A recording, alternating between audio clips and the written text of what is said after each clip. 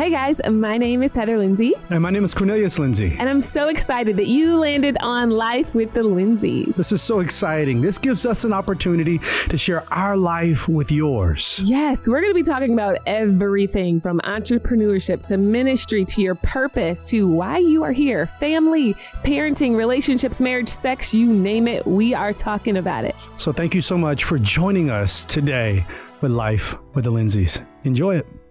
Hey y'all, what's up? This is Cornelius. Hey y'all, this is Heather. And welcome to Life with the Lindseys. We did it at the same time. You are hilarious. Again. Okay, so we just had to start back over because I didn't have my mic right. That's my fault. I saw it on the thing, but I didn't realize that it wasn't right, that it wasn't said the right way, but now it's said the right way. That's what I appreciate and about you. Now we're good to go. Because I wanted to make sure this thing was done right. Because it has to be done right. And I'm like still sweating. I just got off the Peloton and I am like, I'm hot. Your teeth are so straight. I'm so glad I got my braces off. Can I bite them? You can't bite my teeth. I really need them. I want to try that. Like, you are hilarious. Hey, yo, but today we talking about the power struggle. Yes. A lot of relationships have power struggles. Yeah. And we're mostly talking about the romantic power struggle. Like in romantic relationships, we're not really talking about like the whole friendship piece because you could be in a power struggle with friends, but I mean, come on, let's be honest. I mean, ain't nobody. If you don't agree, you don't agree. You go just on don't about agree. It. You be like, well, bye, bro, and just keep moving. But if you have a relationship with somebody, if you guys are courting, engaged or married, it's hard because you guys are both trying to make decisions and you guys both have come with your own set of backgrounds and mindsets and attitudes and ways of thinking. And you come together into this relationship and you're like we were. Yeah. It was like a volcano. I mean, explosion. Is it like we were? I mean, yeah, because I feel like after 12 years, 10 years of marriage, I feel like we've hit a pretty good spot of being able to trust each other in the areas of our strengths. 1,000%. So now it's like, okay, I can get this. But in the beginning, like that part can be very difficult because you have a very strong personality. Oh yeah. I have an extremely strong personality. So it's like trying to navigate those two personalities. That junk ain't easy. Oh, it was hard. It was so hard in the beginning because I had an issue with a man's authority. I didn't like no man telling me what to do. I just did not like it. Yeah. And I think it came from my relationship with my father. We didn't talk a whole lot growing up. He was a great father, but we just weren't really close. Yeah. And so I felt like the only time he spoke to me is when he disciplined me. So then I get into this marriage with you. You used to always be like, you just like my dad. And I'm like, I am your daddy. Here we go. Call me daddy. Hey. So I would tell you, you're not my daddy. You don't tell me what to do. Yeah. And so anytime you correct me, and the thing is you were coming from a loving place, but I didn't receive it from a loving place because I had my own trauma that I was trying to deal with, that I had suppressed, that I didn't deal with in general. And then I'm looking at you like, who you trying to control? You ain't gonna tell me what to do. You ain't my daddy. Really? That was you, like facts, like this what it's gonna be. That's right. You not about to tell me what to do. Like you gotta calm all that down. With your personality, it didn't work well because you just blew up even more. I did. And then I realized, okay, I can't be crazy with him because he's crazier than me. Yes. And then, because then you'll go crazy. And then when I got crazy, because I would always tell you, like my thing was, look, like we can keep playing this game, but sooner or later you're going to push the right button. And when you push the right button, you're going to get the wrong response. And I learned that I have to choose my battles. And I learned when I'm upset, I had to recognize that you're very solution minded. So if you see me riled up and upset, you're going to meet me there. And if I'm riled up and upset at you, then you're going to go higher than me. So then I would be like, what is wrong with you? I'm the one mad and you're making it about yourself again. Facts. And so we had a big struggle with that nonstop, especially the first couple of years of our marriage. And I think it comes down to like communication and how you're saying things. So something I learned with you is I couldn't come to you and say, we need to talk. Oh, I hated that.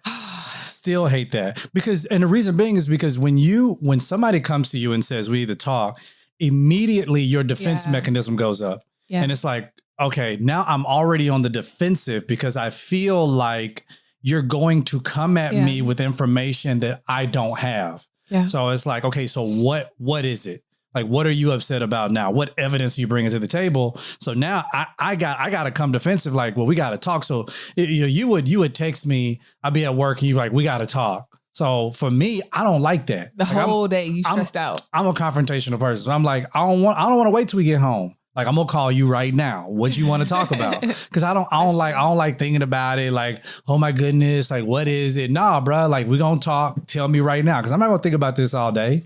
So that whole thing, it puts people on the defensive. So I remember in the first year of our marriage, I looked at you and I said, like, babe, like you can't tell me we gotta talk.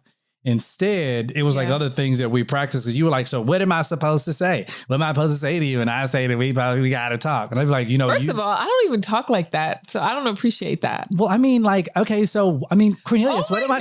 You're so special. What am I supposed to say, Cornelius? Like, what am I supposed to say? I don't know what I'm supposed to say. What we're doing? And I'm like, what we're doing right now. And what I would tell you was, I was like, look, you can't tell me that we got to talk. Instead, you come at me and you're like, hey, babe, you know what? And you can give me information that kind of arms me, so it doesn't have me to feel like you're the only one that's armed with something, and now I have to immediately go through and have a defense mechanism about whatever it is. Yeah, I understand, baby.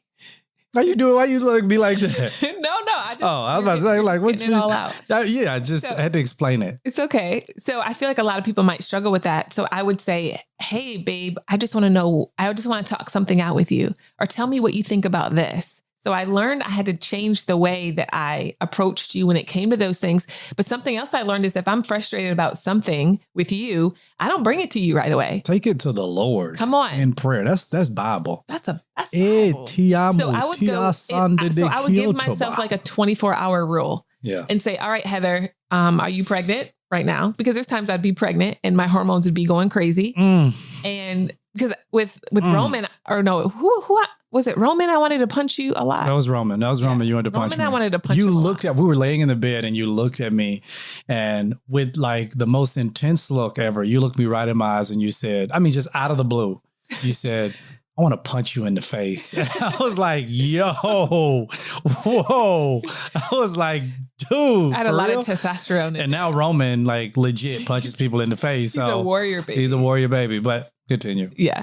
So, well, dang, babe, I forgot what I was saying. You were basically saying like, you gotta check to make sure. So okay. Are you pregnant? Yes. See, I listen. I'm proud of you, baby. After 12 years, I must say you listen. So don't give up, ladies. And I have to ask myself, okay, are you ovulating or are you about to be on your period, Heather? Because you might be turning up. Yeah, right? because I would have to check your calendar too. Be like, first of all, you bleeding. First of all, so what helped me though is checking myself first, because I feel like sometimes when we have a conflict, we immediately go to everybody else and say, you're my issue, you're my problem. But I realized that I had to look on the inside first, internally and say, all right, Heather, are you dealing with some unresolved trauma? Is something going on in you that you have not addressed? And now you're trying to press it onto your husband and blame him for your problems and your issues and your frustration. So instead of taking it to you that way, I thought about it. So there's been times where something bothered me and I'd go 24 hours and then I would bring it to you and I'd be like, hey, babe, I just want to run something by you. And I'd word it like that. And your defenses weren't up. You're like, oh yeah, what's up? Because I felt like it made you feel like we're a team. We work together.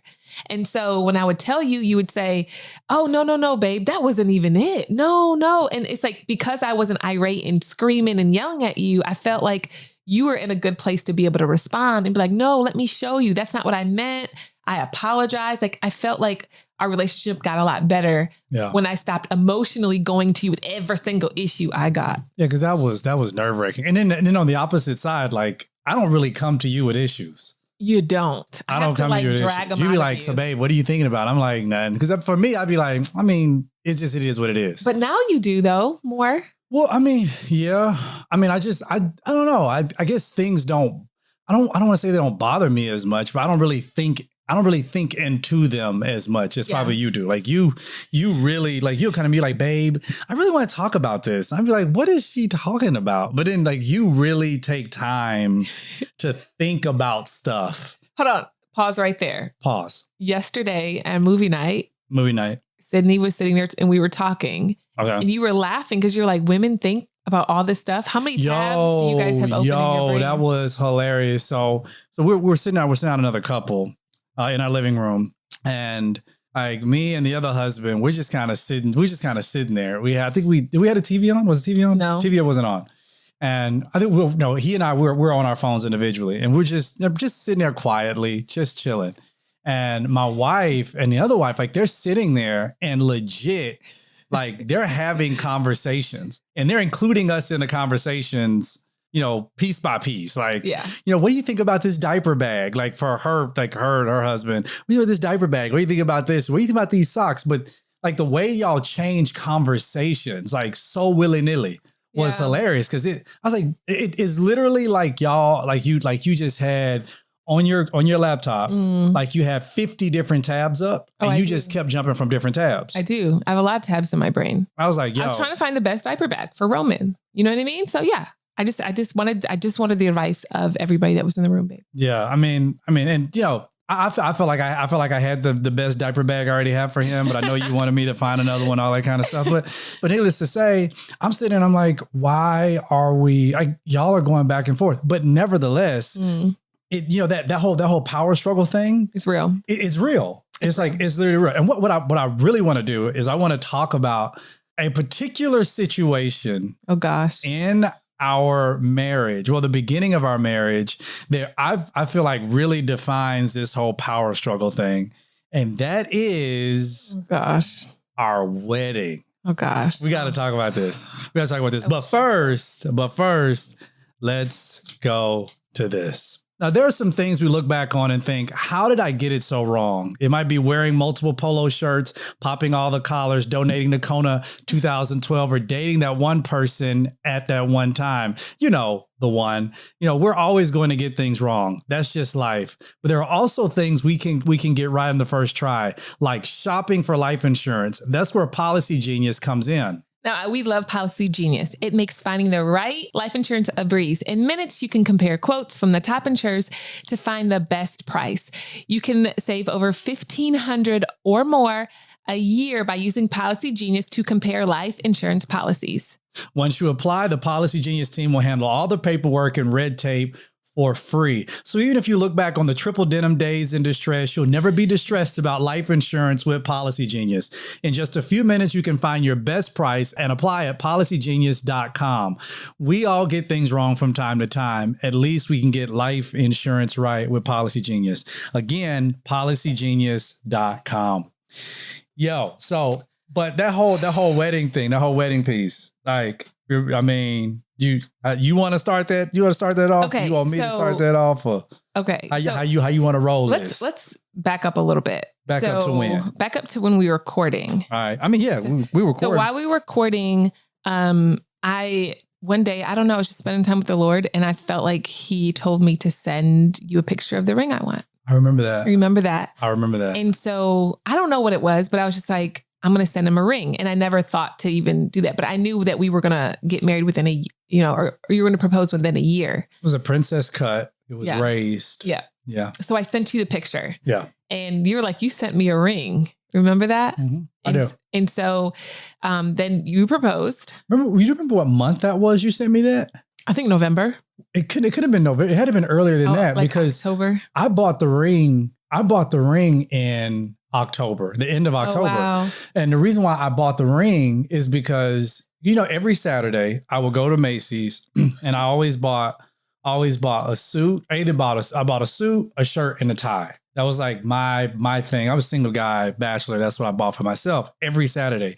So this particular Saturday, I drove to Lenox. I didn't buy anything. I was driving back home, and I was driving through Fayetteville, Georgia. And I was driving by I was getting ready to go by this jewelry store, and the Holy Spirit I feel like he compelled me to you need to go in this store. They had like this sale going on. I walked inside, and the guy's like, what are you looking for? And I was like, I'm not really looking for anything in particular. And he's like, well, obviously walk in the store, you're looking for something. Like, yeah, I'm in a relationship right now. He's like, well, let me show you some of the engagement rings we have. And I see this engagement ring that looks exactly like what you sent me. What? And I was yo, how much is it? And he was like, this is how much it is. And I was like, this is going to be too much. And he's like, well, how much you trying to spend? And I was like, this is how much I had on me in cash. And then Baller. I was like, yeah, no baller. And then I told my sister, I was like, hey, I want you to come up here. I want you to look at it. Tell me what you think. You think Heather would like it? She comes up there. She's like, oh my God, she would love this. You need to get this for her. Buy it now. So I was like, okay. I went to the guy. I was like, yo, this is all the cash I have. What can you do? He said, I'll take it for that part, for like the amount you have. Wow. Which I knew that had to be God. And that was the, it wasn't just the ring. It was, I don't know, what is it called? It wasn't just the set piece. It was like the wedding bands and the ring and everything together. So he sold it all to me. And yeah, so that was like the whole story of how I got the ring. So I literally held on to the ring it was like right around Halloween. Oh, I held on to the ring from then until Christmas. I felt like I needed to send it to you because I felt like your strength wasn't going to be in picking out. Absolutely not. Child, no. If you didn't send me that ring, you would have been like bubblegum machine. I'd be like, I think she liked this. I would have had you like an opal stone, opal. I would have been thankful. I would have had you an emerald. Me, but so that was the beginning, right? And so you end up proposing. Yeah. And so we're engaged. So the story I was really trying to get to is I lived in New York City and I didn't have a car. Remember? So I started sending you photos of cars that I was looking at getting. Gosh, I remember this. We had a really big power struggle with this, you guys. I remember because this. I thought I was doing very well with communication. I explained to him, I'm going to get a car. I'm going to do this. And he couldn't fly up. You lived in Atlanta at the time. I lived in New York. And I'm like, you couldn't fly up. So couldn't. I'm sending him photos. So for weeks, you guys, he agrees on the color and the interior of what we're going to get. I tell him that me and one of my guy friends who was married to one of my friends was coming with me to go pick up the car. I'm including him in everything, you guys. So after work, I go to the dealership and I get the car. I buy the car. He calls me. He's like, you didn't call me all day. What are you doing? Where are you at? I was like, I'm in our car. And he's like, what? And I was pissed. And I was so confused. I was pissed. I was confused because I felt like I did everything I needed to do to communicate to you what I was doing. But even then, I didn't know what the problem was. What was the problem? Can we rewind back 12 years? For me, the problem was like, okay, you just went out, you just willy-nilly just made a decision. But I included you in it. No, pimp. But I did. I sent you videos. No. I sent you photos. I communicated. But no. So you just okay. didn't listen. So no. So see, I didn't know you were at the dealership. I didn't know you were at the dealership that day. And then I was like, you're like, yeah, I'm here at the dealership. And I mean, I knew the guy who you were there with, but I was like, well, number 3, like, why is he there? Then number 12, because you couldn't fly up, baby. And I knew that. And so that's why I was comfortable with that piece. And I actually hit him on the side. I appreciated him for going with you because I didn't want them to get over on you. And he was a car guy. He was a finance guy. He knew how to talk different prices, stuff like that with the people. So I was glad that he was there. But at the same time, I'm like, I didn't get a chance to really see this car. I didn't get a chance to really get a feel for this car. And all I knew is that you just bought a car. And then I was also thinking, you know me, I think long term. Yeah. I'm not thinking about next month. I'm thinking about like 5 years from now. So in my head, I'm thinking, yo, like you up in New York, where you gonna park the thing? Like, okay, now we're gonna have parking issues, and now we got to pay for parking. Like, you know, we get in this truck, but now we're thinking about. You're thinking about like maintenance on the car. Like, I'm thinking oil change. I'm thinking, what if the battery goes out? What if the transmission goes out? What if this goes out? Have we calculated car insurance? So you were like, you making all these decisions and like, I'm your husband, take the car back. I don't talk like that. I said, first of all, I'm not taking the car back. You did tell me. Because I was like, you don't tell me what to do. I was like, you're not about to tell me what to do.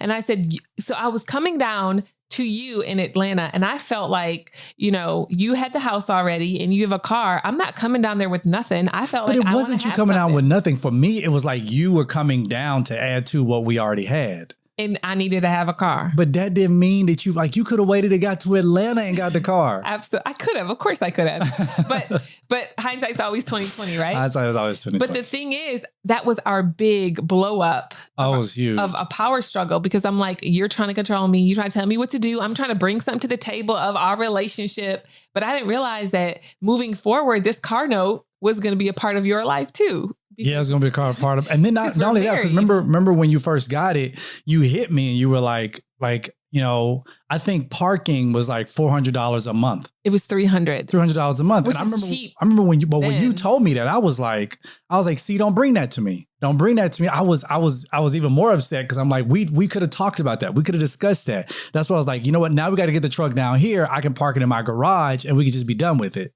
And I was like, then you need to fly up here and get it. Yeah, I was like, you need to fly up here and get it. And I was like, no, I didn't buy it. I was like, no, I didn't buy it. You were supposed to. You still were going to. So you were supposed to fly up to me and get it and drive it down, but you couldn't because of work. Oh yeah, I couldn't get up there. So you drove it down. I think you drove it down with somebody else, didn't you? I drove it down with a friend, but we drove through this massive snowstorm. Yeah, it was a disaster. And I think I stayed on the phone with you for hours. You did. And I drove like 20 hours by myself. I didn't let my friend drive. It was crazy. I know why you didn't. But nonetheless like that. But while that was indicative of like one of our first power struggles, I felt like that led up to the wedding. Oh gosh.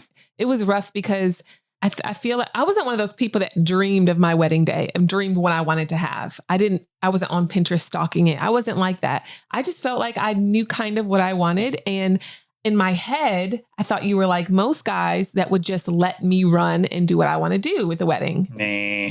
You were involved in every decision. You bet your bottom dollar I was involved so in it because every decision costs moolah. Babe, but I was like, why can't you just be like guys that don't care? Nah, I cared. I cared about the color scheme. But I appreciate that now. I didn't appreciate it then, but now I do because I realize you're not just intentional about our wedding, but you're intentional about every decision from the kids to me. You want to be involved in everything. And I appreciate it now. Absolutely. But the big, like the power struggle came in because you wanted me to be so hands off. And I'm like, nah. Like, why can't you be passive with this? Are you passive with anything? No, nothing. So we got to the point where I was like, yo, like we're gonna make this thing work. We're gonna make this thing happen. I'll never forget. Remember when we showed up, we finally found the venue and we get there and which I felt like we settled on. Well, I mean, it was what it was. Yeah, at that point, I didn't care. I just wanted to get married. But then remember we sat down, we thought we had paid the whole thing off. Remember that? And we sat down in that meeting.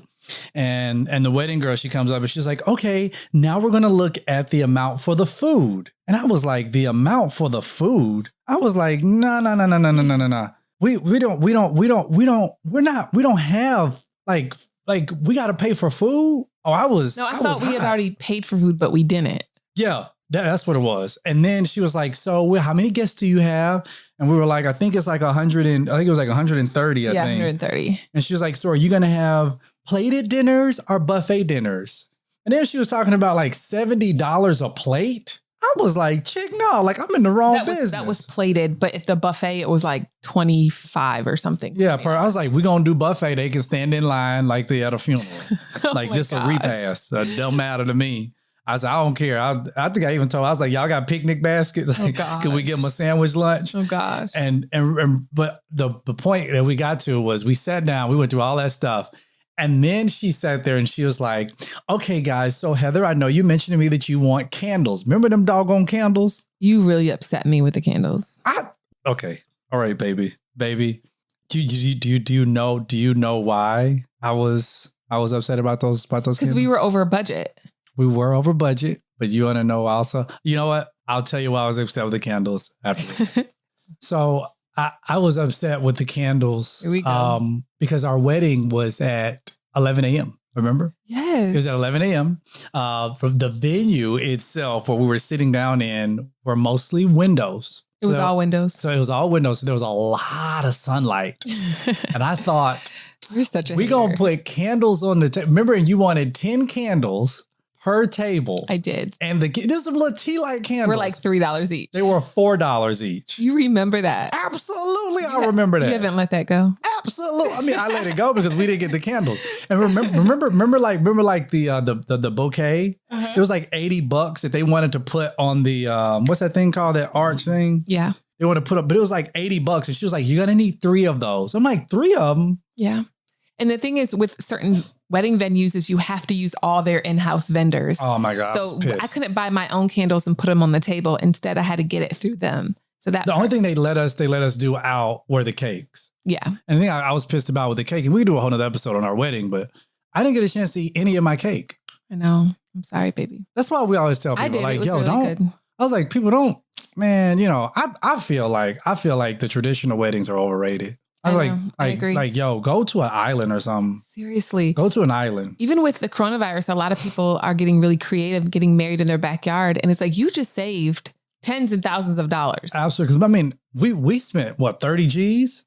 Not that much. It was close to that much. Remember we sat down on our cruise and we were like, dang, we spent this and this could have went towards. Yeah, we spent a lot. It was debt free, thank God. Yeah. But still. Yeah, God really came through with that whole thing. But still, like the power struggle in the midst of that was like, okay, you wanted your way, I wanted my way. And then there was the way we had to go in the middle. We fought a lot. And I think, especially if you're engaged, people will get surprised. It's like, oh my gosh, we're fighting so much. Should we not get married? But the thing is, you guys are making real life decisions that you've never made before together. Yeah. And so now that's where the power struggle comes into place, because you have a vision and that person has a vision, right? So then we get married and then the power struggle got real. Oh, I mean, I've always been very calm in the marriage. You're lying. You're not a liar, but you're lying in this moment.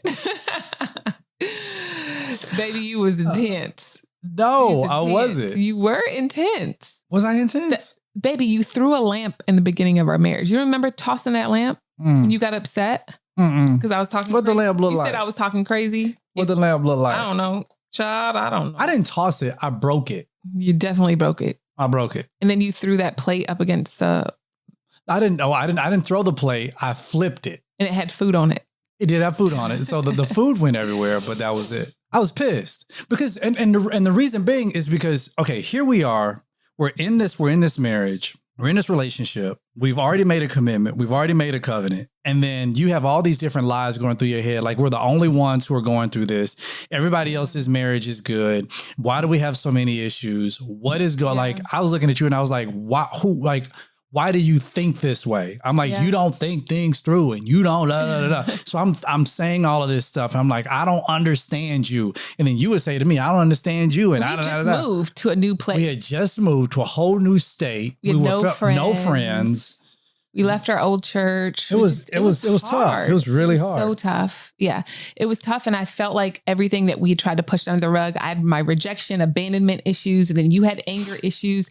And like, I'm going off on you and you're going off on me. And it's like, we didn't even think that we were going to make it past that first year. Yeah. But I look back and I'm like, I wish we could just like speak to that first year in us and just say, hang in there, develop through this.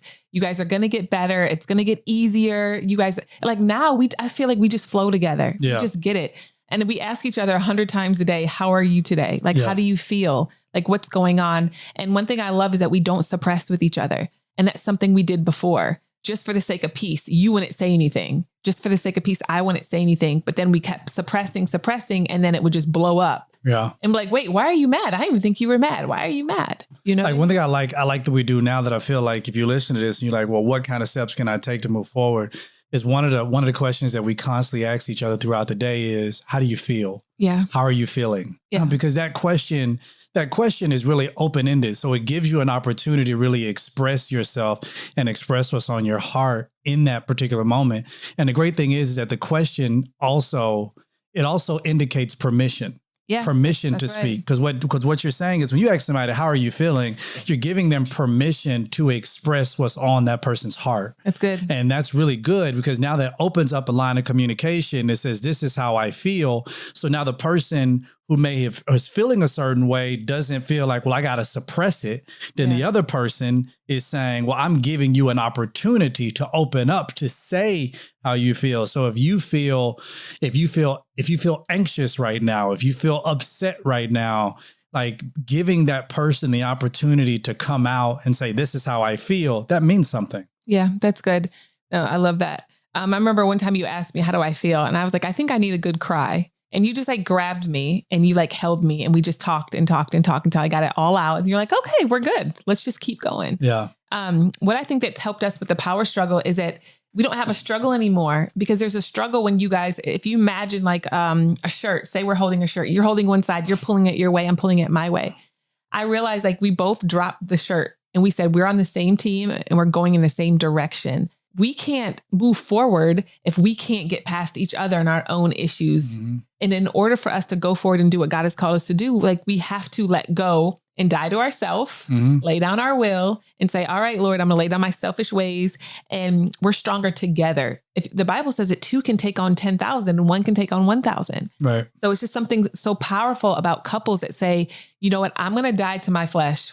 I may not agree with everything my spouse does. And you don't agree with 100% everything the way I think. And I don't 100% agree with the way that you think. Right. But we're on the same team. And the goal is to make sure we're always going in the same direction. And knowing how to, like as the Bible says, submitting yourselves one unto another. Totally. Because there's this idea that exists out there that says just because you are a man means that it always has to be your way, which is wrong. Yeah. Is extremely wrong. Like we come into this marriage, we come into this marriage as equals. Absolutely. We're just different. Yeah. That's it. Like God gives headship. I believe in headship. I believe in submission, all those different things, but not in the course of slavery or lordship. Yeah. This is not me lording over you. So now I come to you and I actually say, well, so how are you feeling? Yeah. What do you think about this? It's not, this is what we're going to do. It's like, no, how are you feeling? Because we're in this together. We do things together. And a secure leader goes to somebody and says, okay, so like when I come to you as my wife and I say, okay, baby, so how are you doing? How do you feel about this? Your opinion takes precedent over everybody else's. Yeah. Like this isn't about how somebody else feels on the outside and I listen to them or I listen to you as your husband. I come in and I say, well, this is how you feel. In fact, the Bible says submit unto your own husband as unto the Lord, not to somebody else's. So, being able to come into the marriage and be able to come into the union and say, we're going to submit ourselves one to another. And we don't have that power struggle. Like in the beginning of our marriage, we set out, okay, who is going to take care of finances? Mm-hmm. We set out who is going to do this. So there's not this power struggle. Another big area of our power struggle was working together. Oh yeah. That was so hard. I almost gave up altogether and said, let's jump into that in just 1 second. So we're back and I almost just gave up altogether on working together. I used to be like, nope, I can't do it. I just can't. There's no way I can work with my husband because if I'm leading this women's organization and he's leading his thing, like, so do I submit mine to him? It was hard because if we're working together on something and I'm the lead on the thing that I'm doing and you're the lead on the thing that you're doing, I automatically have to submit, right? To you because you're my head. But it was hard for me because I'm like, but I'm leading this. And one thing I had to do as growing as a leader is recognizing this. You submitting something to me does not make you weak. Right. In fact, it's supposed to mature me because now whatever you submit to it or whatever you submit, then now I as a leader have to be not only responsible, but humble enough to be able to look at it and to evaluate it, to understand it enough to be able to help you with it. Yeah. It is not, well, this is what like, we don't go through business stuff like that and say, well, this is what I want to do. Can I do it? Because then I can't just look at it and just say no. It's like, it's this thing where I got to be able to look at it and think objectively. I got to think, in terms of real numbers. I got to think in terms of the future. What does this look like? I have to be very, very objective and rational in my response. It can't just be, well, this is how I feel about it. I don't feel like you should do it. It's that kind of stuff that really grinds my gears sometimes with people because they don't understand that even though like you submit something to somebody that it's not like this lordship over, you know what I mean? Yeah, no, I agree. But that just goes to say you can't just marry anybody because you need to be able to believe in that person and be able to submit things to that person. Because if you don't believe in him and where he's going, how are you going to you're not even going to respect his opinion. Yeah. So if I submit something to you and you're like, maybe we should do it. Maybe we shouldn't. I don't know. I'm not sure. And you're acting like real, like timid about the whole thing. Then I'm like, are we doing it? Are we not? Because I'm looking towards my head for leadership. Right. Right. So that's why it's important that before the ring that you look at the person you're in a relationship with and say, can this person be the priest over my household? Because it's a spiritual thing right before it's physical. Yeah. And I think that if you're already out there, let's just say that you're already married. I think it's important for you to sit down and to create a list. We've done this many times at our marriage retreats. We have people that'll sit down and they'll create a list and they'll say, okay, what are the things that we're currently doing right now? What are the areas of our life that we need to create balance. So if you're saying finances, you look at that and say, okay, so, where's the struggle coming in? The struggle is coming in the spending. Okay, well, let's create, like you would a business, let's create an SOP as to how we do this. Remember in the beginning? Well, I would say, okay, Heather, if you spend if you spend over $50, you had to let me know. Yeah. So I would be real petty. I'd just go online and buy stuff for $49 and buy like a new transaction. It was bad. But the Lord if it was over $50, you had to let me know. And then like for me too, it was like if it was over $50, I had to let you know. But I don't really buy anything like that, so it don't matter. Like if it was over $50, we had to let each other know, because that was a point of like, okay, this is accountability. Yeah. We're staying accountable because we have to make sure we're looking at the account. And budgeting and budgeting. But you need to sit down and say, okay, where are the areas where there is a struggle? Maybe the area is communication, because like one of the things, let me just say this real quick, y'all. One of the issues that I feel like people have in relationships is that in a sense of communication, we talk to each other because the goal we have is to be right, instead of the goal being just to be heard. Yeah. It's like we want so bad to be right that we don't ever sit down to say, but can we be heard? And that's it. Like when you're, especially in marriage, it's like, yeah, you want to be right, but you can win the argument, but you may lose the person. Exactly. Because you want it so bad to just be right that you just can't listen to be heard. But it has to be on both sides. Yeah. It has to be on both sides. You're saying, okay, listen, we're arguing right now. And when you start thinking we're arguing, the point of you arguing is saying that you are trying, you're just trying to win the argument instead of you trying to win over your spouse. You know how to win over your spouse. I agree. I think in this culture, saying win over your spouse, people are like, no. They need to win over me because I didn't see the Instagram post. You need to win. No, that's not true. I feel like when you think about marriage, you should think about death. Like it's literally a dying to yourself so you can seek to see what your spouse needs in order to be satisfied and be happy. Right. It's not about you. And then when you have kids, like that's a whole nother power struggle. Right. Right. We didn't even get into that. But like, even in how we raise kids, we talked about that in our parenting thing. Jesus. It's night and day where the way you think about discipline is different than the way that I think, but I'm not trying to change you. And I think we have a lot of people that are in relationships that are focused on trying to change each other. Yeah. How can I change you to make you think like me? But God put you guys in the relationship so you guys will think differently and come together, eliminate each other's weaknesses and be strong together. And the good thing about it is like how we had to learn in our parenting style is that although we are different, both techniques are needed. Like we need to know you gotta like they need mine as well as they need yours. 1,000%. And you can get that from the parenting podcast that we did, and we can gotta go from there. But I think this was good. I do. I know. I love it. You were yawning. Babe, I didn't sleep too great last night.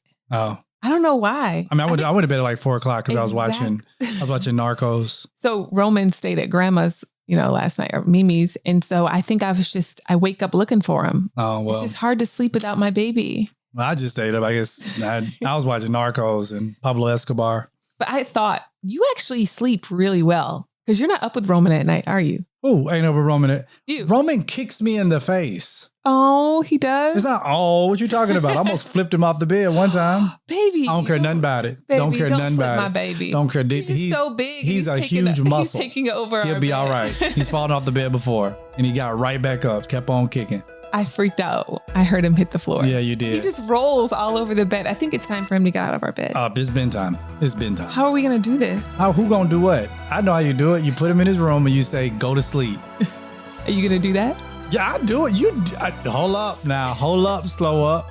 Remember, I told you we could do that. Babe. What? So you're going to go get him every time he screams? No, I'm not going to go get him every time he screams. If he screams at the door, I tell him to go back to his bed. He knows how to unlock the door. Well, then he come in our room. Well, he gonna just be going to sleep on the floor next to our bed.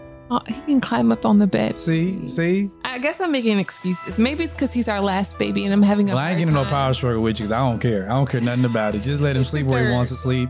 Look, we ain't got that long with these kids anyway. So, it's a small thing to me. Yeah. He's young right now for what he is. I mean, remember we used to say that about Logan and Taylor, like, oh my goodness, like they're never gonna get out of our beds. They're older now. They go to their rooms and close their doors. Is that crazy? They want alone time. And pretty soon, Roman's gonna be the same way. He's gonna be like, I want to go to my room. I want alone time. This is why he needs to sleep in our bed until further notice. Oh, please. But nevertheless, y'all, man, we appreciate y'all joining us for another episode of Life with the Lindseys. Make sure that you you share. Make sure that you subscribe. Tell a friend. Let the people know, y'all. We love y'all, man. Stay safe, stay healthy out there doing all this COVID-19 business. We love y'all, man. Bye. Bye.